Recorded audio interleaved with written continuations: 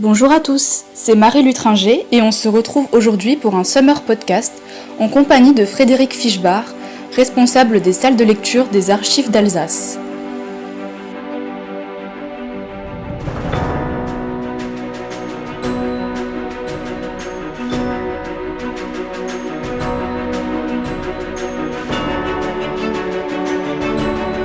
Pouvez-vous vous présenter ? Alors, je m'appelle Frédéric Fischbach. Je suis responsable de la salle de lecture des Archives d'Alsace, du site de Strasbourg. Quelles études avez-vous faites ?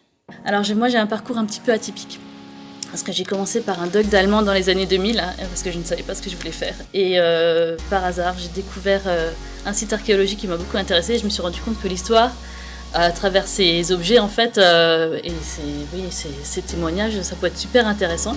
Et en même temps, j'avais accompagné mon père qui faisait des recherches historiques aux archives départementales et j'ai découvert ma voie comme ça parce qu'il y avait une affiche qui présentait la licence professionnelle de muséologie d'archivistique à l'époque. Du coup, pourquoi vous vous êtes tourné vers ce métier ? Qu'est-ce qui vous intéresse ? Alors moi, ce qui m'intéresse, c'est vraiment la diffusion des archives. Donc c'est pour ça que je suis en salle de lecture. Je suis vraiment là pour mettre à disposition les archives aux chercheurs. Donc ça passe par l'orientation en salle de lecture, notamment, mais aussi par la rédaction de guides de recherche ou même d'instruments de recherche. Donc pour vraiment rendre accessibles les fonds aux chercheurs. C'est votre spécialisation du coup ? Tout à fait, oui. C'est vraiment le cœur de mon poste.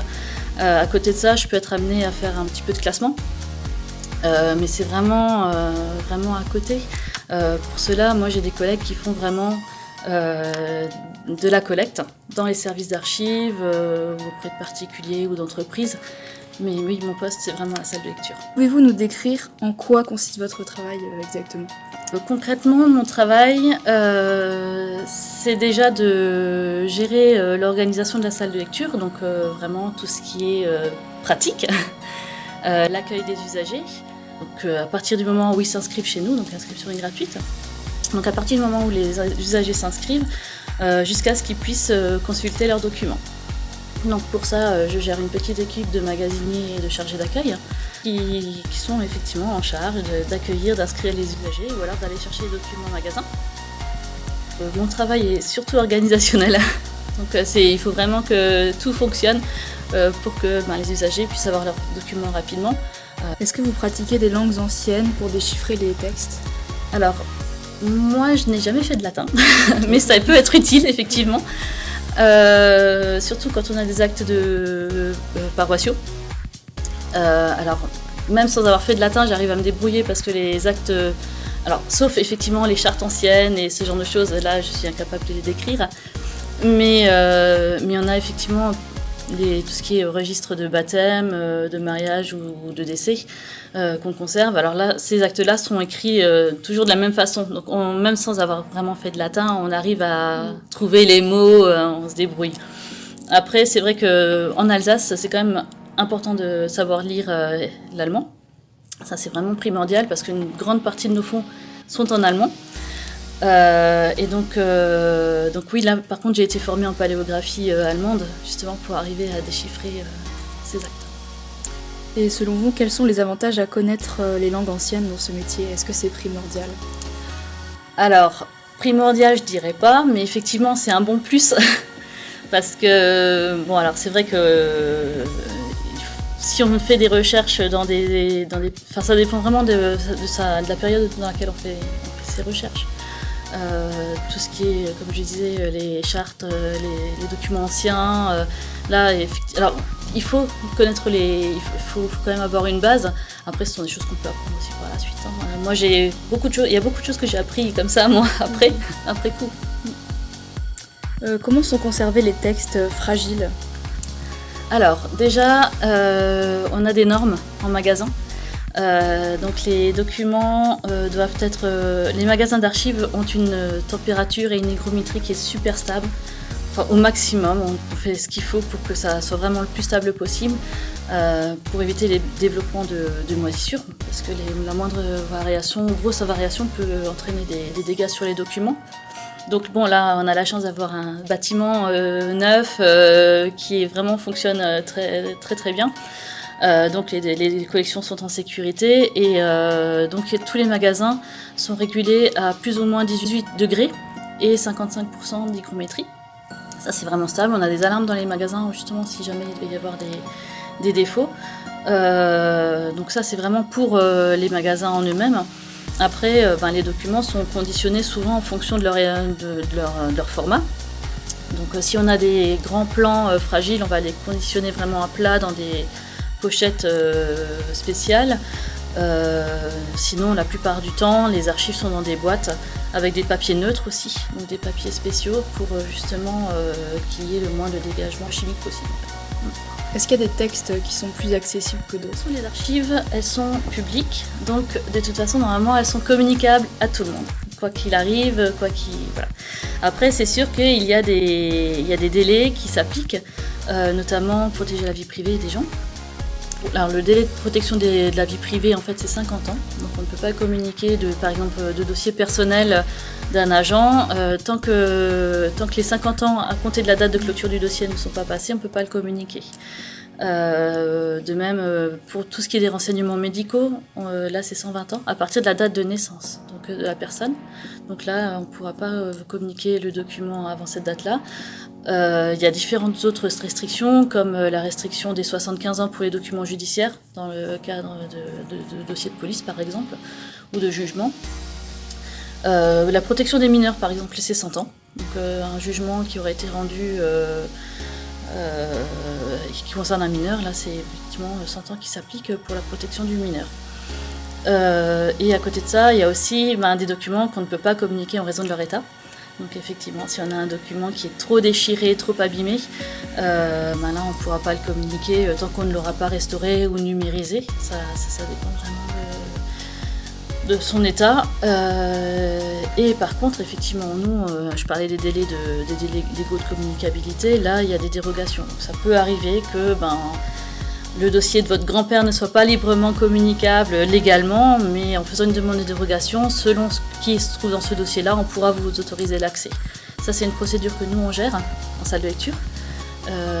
C'est l'accord du directeur des archives départementales qui permet d'accéder au dossier. Comment est-ce qu'on restaure un document et quelles sont les méthodes ? Alors, ce sont des méthodes très particulières, donc c'est pas trop ma spécialité.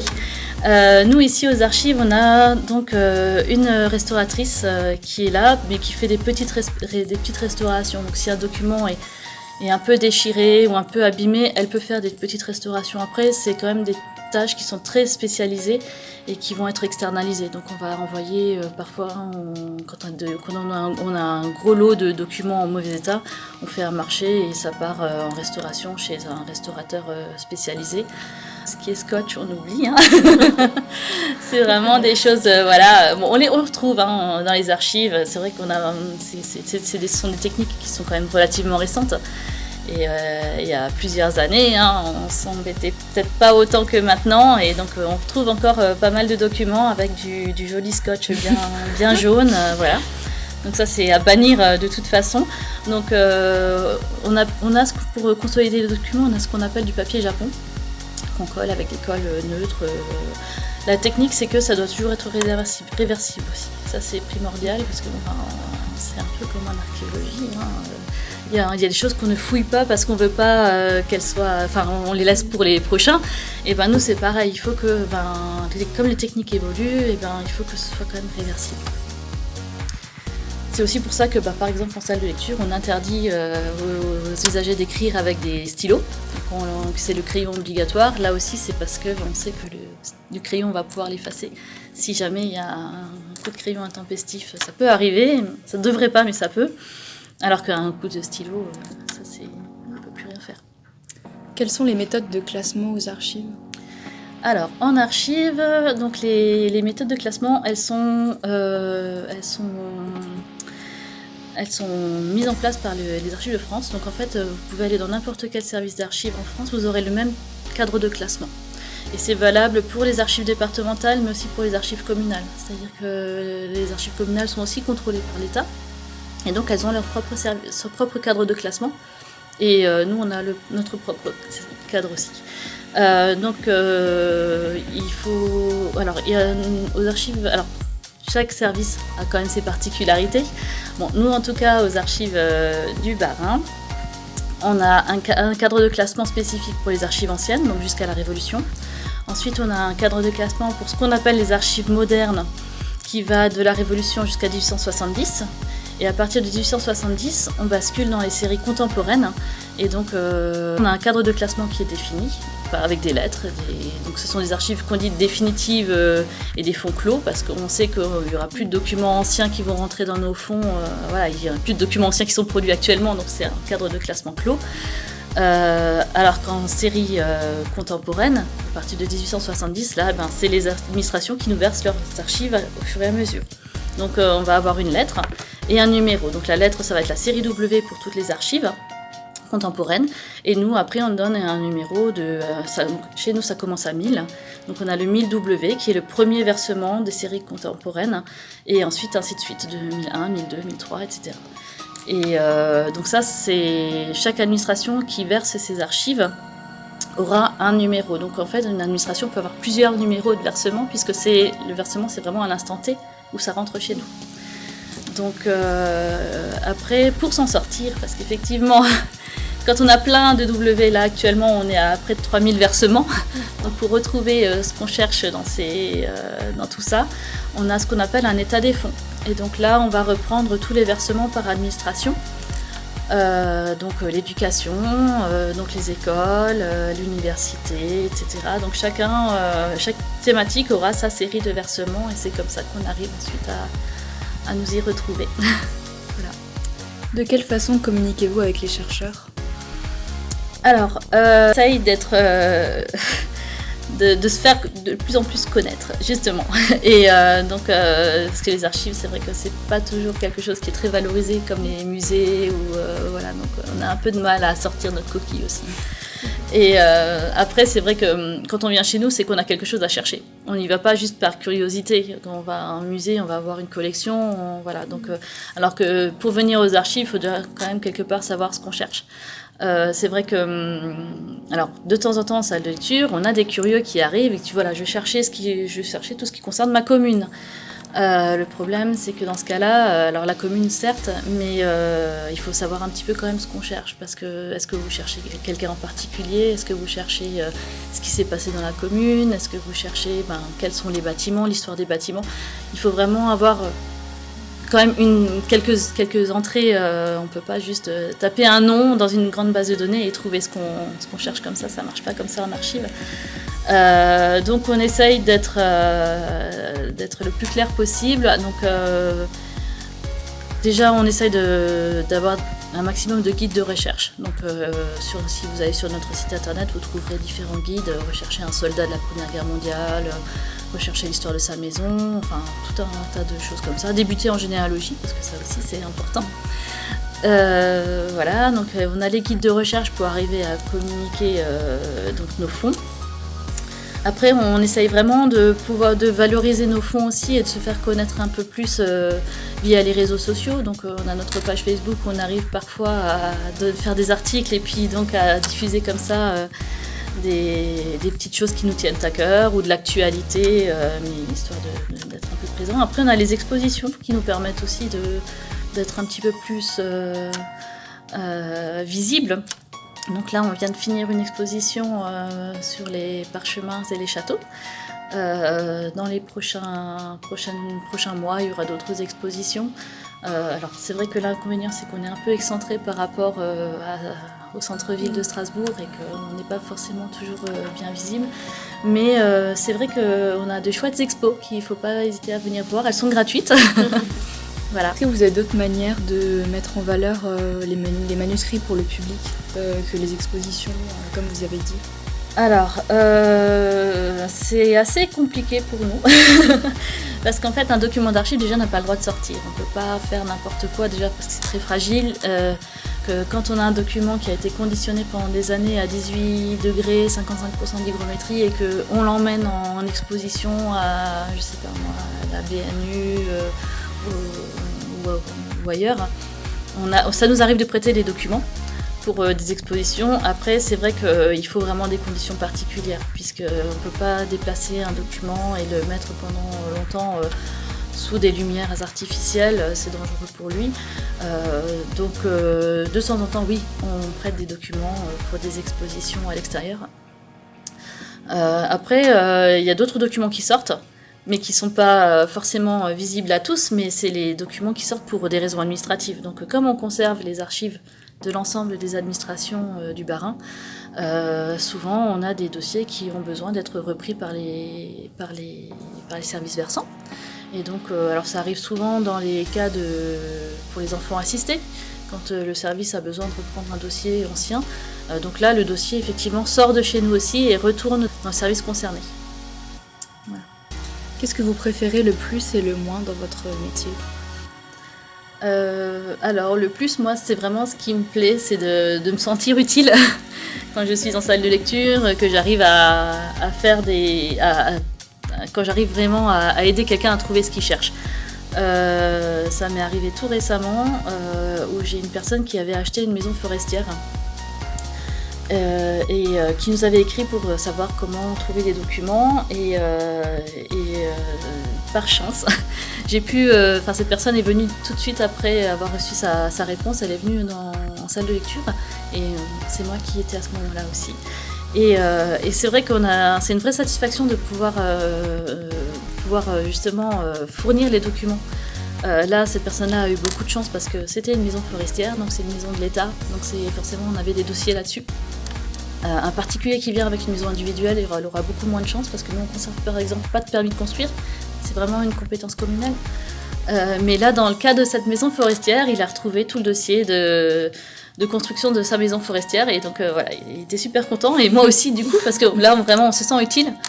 Après c'est vraiment ça, c'est comme quand on a des personnes qui viennent chercher alors c'est beaucoup plus psychologiquement plus difficile, mais ça arrive aussi, c'est que moi on a des personnes qui ont été abandonnées par leurs parents il y a plusieurs années et qui aujourd'hui l'État leur demande de payer leur pension, leur maison de retraite, et ils disent mais non, j'ai été abandonnée par ma mère il y a 30 ans, 40 ans, 50 ans, j'ai pas envie de payer pour elle alors qu'elle n'a jamais donné signe de vie.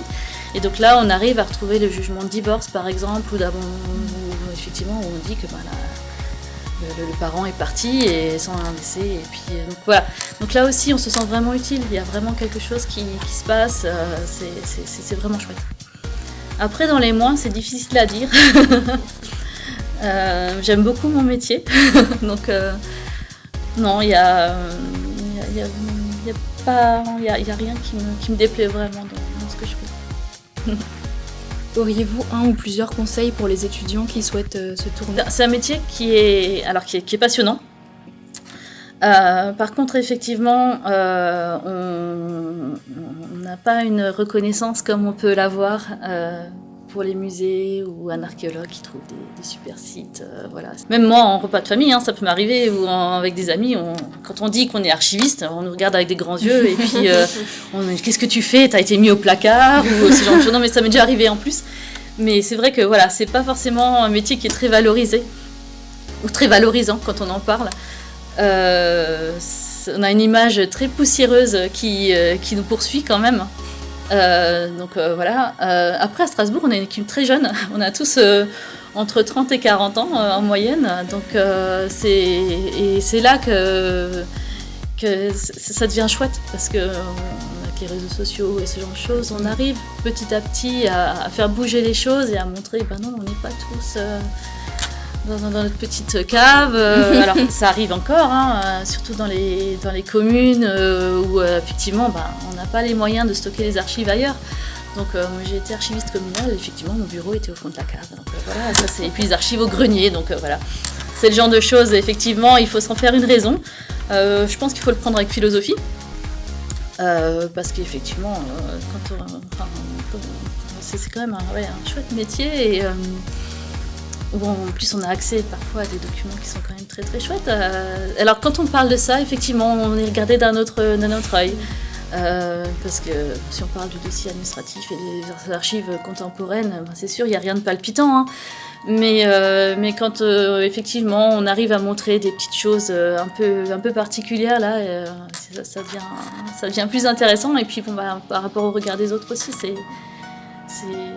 chouette, quoi. C'était Frédéric Fischbach dans notre Summer Podcast. Sachez qu'il est possible de faire des stages aux archives.